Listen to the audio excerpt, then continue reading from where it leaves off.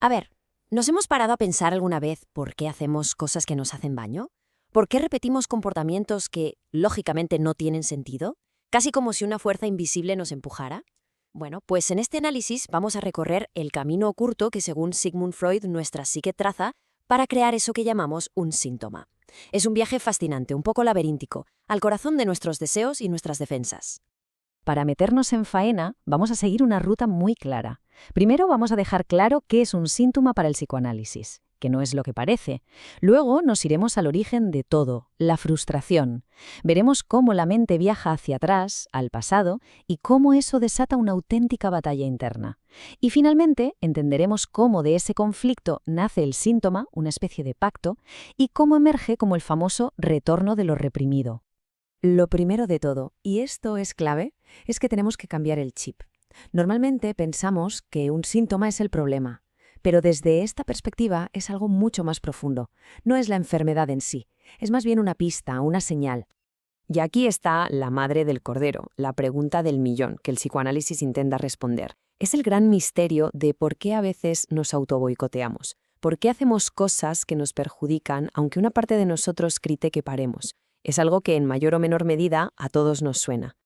Mirad, la visión popular es muy sencilla. El síntoma es el problema.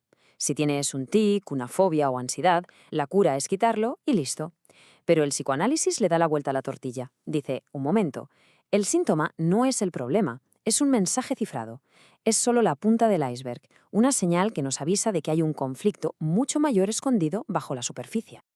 Entonces, y quedémonos con esto, un síntoma no es algo aleatorio, es un intento muy retorcido y doloroso, sí, pero un intento, al fin y al cabo, de conseguir una satisfacción que la realidad nos negó. Podríamos decir que es una solución terrible para un problema que ni siquiera sabíamos que teníamos. Venga, pues vamos al principio de todo, al kilómetro cero de esta historia.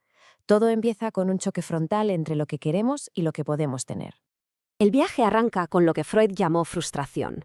Hay una pulsión, o sea, un deseo, un impulso vital que busca satisfacerse, pero de repente, ¡zas!, se topa con un muro. La realidad le dice un no rotundo. Simplemente no se puede tener lo que se quiere. Y esa negativa, esa frustración, es la chispa que prende toda la mecha.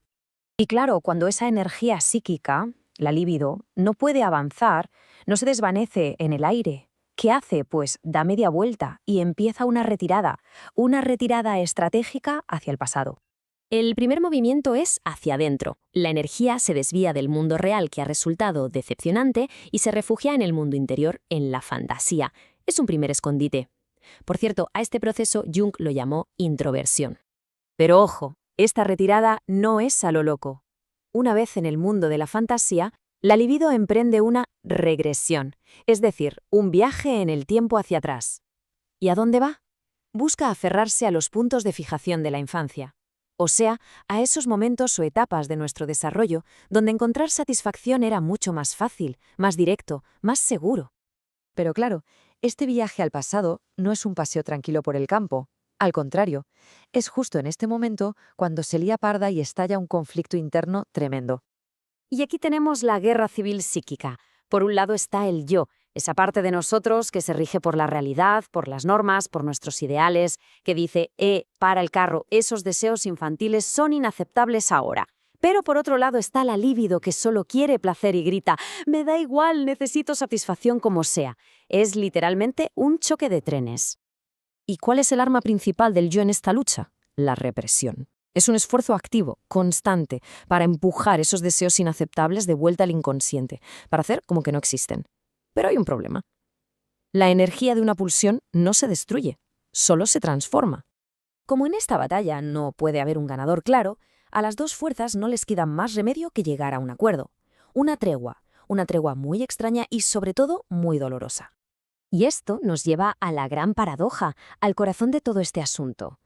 ¿Cómo es posible que algo que nos hace sufrir, de lo que nos quejamos amargamente, sea en realidad una forma de cumplir un deseo?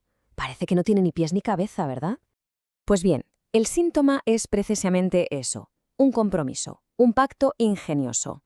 El deseo inconsciente consigue salir a la luz, pero de una forma tan distorsionada, tan camuflada, que las defensas del yo no lo reconocen como una amenaza. De esta forma, ambas partes ganan. el deseo se satisface de forma simbólica y el yo consiga mantener el impulso original bien lejos de la conciencia. Y esto explica perfectamente por qué los síntomas son tan tozudos, tan difíciles de eliminar. Como decía el propio Freud, el síntoma es muy resistente porque está sostenido por los dos bandos en conflicto.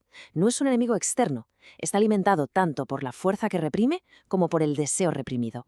Y finalmente, después de toda esta negociación en las sombras de la psique, el resultado de ese pacto se abre paso y emerge a la vida consciente. Así que eso que vemos, esa acción compulsiva, ese dolor de cabeza que no tiene explicación médica, esa ansiedad paralizante, eso es el retorno de aquel deseo frustrado del principio, pero vuelve tan desfigurado, tan irreconocible por todo el proceso de conflicto y compromiso, que su significado original es un auténtico jeroglífico. Pero esperad, que ahora viene una de las ideas más revolucionarias y complejas de todo esto. Esas vivencias de la infancia, esos puntos de fijación a los que la libido regresa, ¿pasaron de verdad? ¿Fueron hechos reales, históricos? Pues aquí Freud llegó a una conclusión que lo cambió todo. Lo que de verdad importa es la realidad psíquica. ¿Y esto qué significa? Pues que, para nuestra mente, una fantasía muy intensa de la infancia o un miedo muy profundo puede tener exactamente el mismo poder para crear un síntoma que un acontecimiento real. A nivel inconsciente, el impacto de lo que fantaseamos puede ser tan potente como el de lo que vivimos. Entonces, para que quede todo claro, vamos a resumir el camino. El síntoma es el final de una larga reacción en cadena. Todo empieza con una frustración, un deseo que choca con la realidad. Eso provoca una retirada hacia el pasado, una regresión. Este movimiento desata un conflicto interno brutal, y el yo intenta solucionarlo con la represión. Pero como la energía no desaparece, las dos partes negocian un pacto, un compromiso, y el resultado visible de ese pacto es el síntoma. Y todo esto nos deja con una última idea en el aire, una pregunta para reflexionar. ¿Y si en vez de ver los síntomas como un error, como una avería de nuestro sistema, los viéramos como lo que son, según esta teoría, mensajes en clave? Mensajes que vienen de lo más profundo de nosotros, que nos hablan de deseos frustrados y de batallas no resueltas. Mensajes que, quizá, merecen ser escuchados.